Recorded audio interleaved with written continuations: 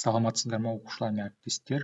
Бүгін біз механикалық тербелістер тақырыбына физикадан ұбт олимпиада есебін шығаратын боламыз, иә?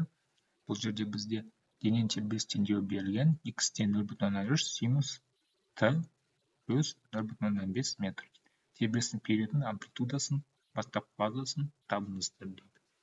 Бізде механикалық тербелістің x координатасының теңдеуін жазайық, иә?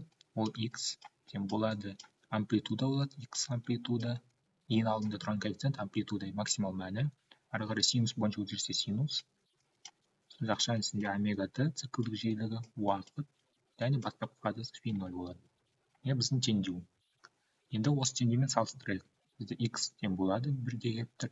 X амплитудасы алдында тұрған коэффициенті бізде. Сонда бірінші сұраққа жауап береміз. X амплитудасы 0,3 метр. Максимал мәні амплитуда дегеніміз 0,3 орнында көп тұрсыздар ғой.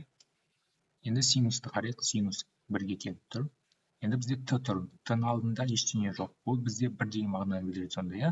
Онда бізде циклдік жиілігіміз омегамыз 1 екен. Т-ның алдында тұр. 1-ді жазбай математика көбінесе.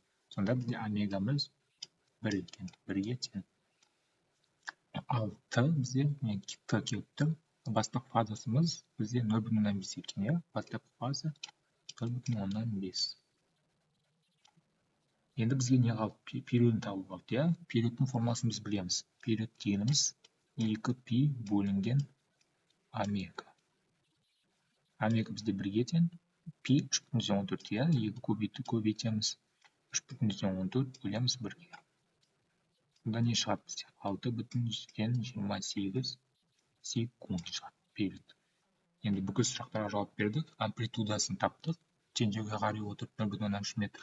Бастапқы фазасын таптық. 0,5 омега т-дан кейін тұрған, плюстан кейін тұрған коэффициент. Бастапқы фазасы біздің тербелістің. Яғни периодты таптық. Периодтың формасы 2π бөлінген омега. Омеганы теңдеу арқылы таптық, иә? Омега әрқашан т-ның алдында тұрады. Бізде т-ның алдында дым болмаған тұр, бірақ ол бізде 1 деген мағынаны білдіреді. Т-ның алдында 1 тұр. Енді оны соны теңдеуге қойып таптық. Период 6,28. Период максимал мәні 1,3 метр. Басқа есептер көргіңіз келсе, менің каналыма тіркеліп кетіңіздер.